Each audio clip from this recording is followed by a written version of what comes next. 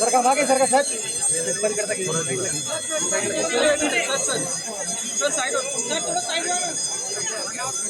पुढे येऊ नका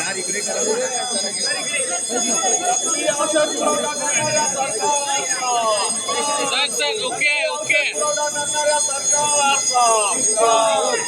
अरे नकली औषध पुरवठा करणाऱ्या अरे बनावट औषध बनावट औषध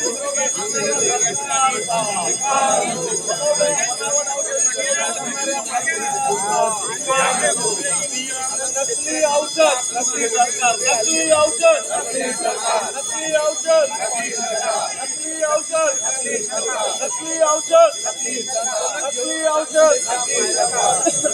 बनावट औषधाचा पुरवठा करणाऱ्या सरकारचा बनावट औषधी पुरवठा करणाऱ्याला पाठिंबा देणाऱ्या सरकारचा नकली औषध नकली औषध नकली औषध नकली औषध नकली औषध नकली औषध नकली औषध नकली औषध नकली बनावट बहुमत बनावट औषध बनावट बहुमत बनावट औषध बनावट बहुमत बनावट औषध बनावट बहुमत बनावट औषध बनावट बहुमत बनावट औषध बनावट बहुमत बनावट औषध बनावट बहुमत बनावट औषध बनावट बहुमत बनावट औषध बनावट बहुमत बनावट औषध बनावट बहुमत बनावट औषध बनावट बहुमत बनावट औषध बनावट बहुमत बनावट औषध बनावट बहुमत बनावट औषध नकली सरकार नकली सरकार नकली औषध नकली औषध नकली सरकार नकली औषध नकली सरकार नकली औषध नकली सरकार नकली औषध नकली सरकार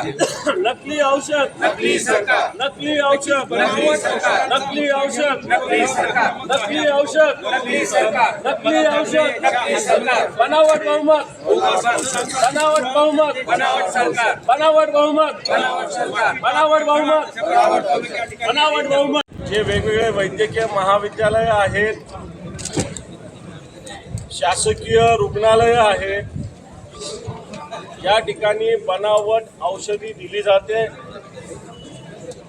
या बनावट औषधी डॉक्टरांनी ओळखल्या होत्या, त्याच्यावर स्थगिती दिली होती, परंतु तत्कालीन मंत्र्यांनी स्थगिती उठवली आणि पुन्हा एकदा या बनावट औषधी वेगवेगळ्या रुग्णालयात पोहोचलेल्या आहेत।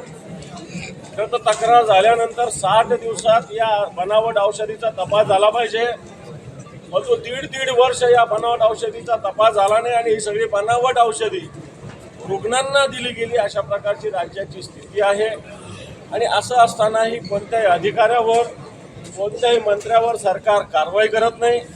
आज वेगवेगळ्या ठिकाणीची बनावट औषधी कंपन्या सुद्धा बनावट आहेत, या कुठं वेबसाईटवर नाही, कुठं यांचं प्रोडक्शन नाही। उत्तराखंड असेल, झारखंड असेल, इथल्या या कंपन्या जवळपास 5 कंपन्या यांनी सप्लाय केला आणि या महाराष्ट्रात औषधी आली। या 5 कंपन्या कोण हे बघण्याची ताकद सुद्धा आपल्या सरकारने घेतली नाही, तत्कालीन मंत्र्यांनी घेतली नाही, अधिकाऱ्यांनी घेतली नाही आणि जनतेच्या जीवाशी हे सरकार खेळतंय।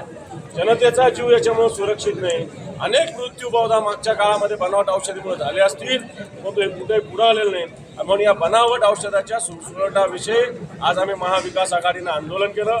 बनावट औषधे आहेत, बनावट कंपन्या आहे आणि याला सपोर्ट सरकार करतं। मागील सरकारच्या काळात सुद्धा असेच बनावट औषध असल्याचा आरोप जो तो तुम्ही करत होता, तशी औषधं सुद्धा समोर आली होती। मंत्री तानाजी सावंतांच्या वेळेला सुद्धा अशी बनावट औषधं समोर आली होती, त्याची चौकशी झाली होती, याची चौकशी अद्याप झाली।